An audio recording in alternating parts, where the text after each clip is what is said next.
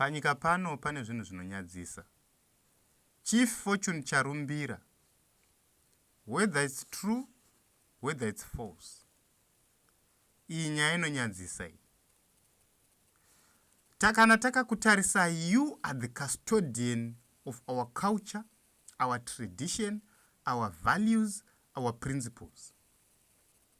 But you violated them. How can a chief like you be implicated in such a scandal? Chief, chivanhu chinokubvumidzai kuita vakadzi chero 100. Why can't you marry 100 women? Vovita venyu chero ukada chitoko chinenge chasvitsa 1918 ndechako. Chero ukada zijembere nderako. Ukada mutema mutsvuku mukobvu mutete ndewako. Ko izvi zvekuti mwana webrother yako izvi unomupinhimidza ruoko rwake pfe mubhurukwa wakazviwanepi? Zvinobvepi?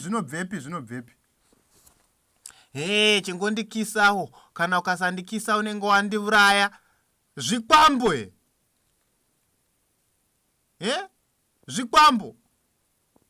Zvikwambo zvindo zvinonzi kana ukasandikisa mhiko yangu yadhakwa.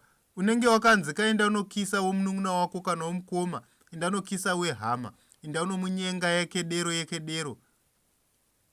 Pamwe newakatonzi umutaimire achangobva kumwedzi unyatsomumitisa.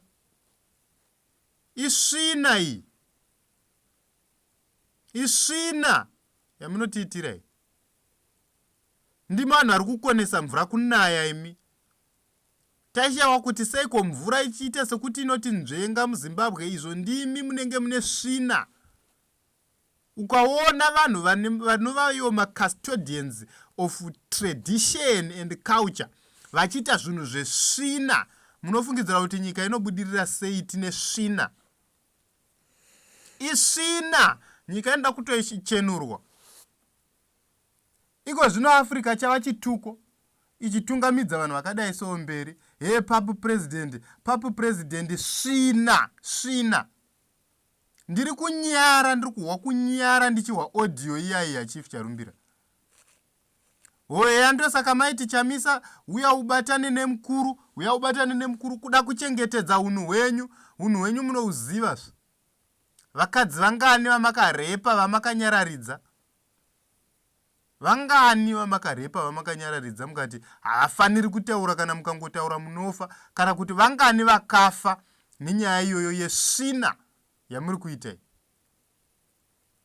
27-year-old wauri kubata iwe uri kaharawa kachembereka mudharadhara, haunzwi kunyara. Zvimwe zvinhu itai muchishamani. Isvina, munofunga kuti nyika inoindepi? Imi futi ndimi muri kupesvedzera harawa dziri kubira nyika, dzapedza nyika. Isvina.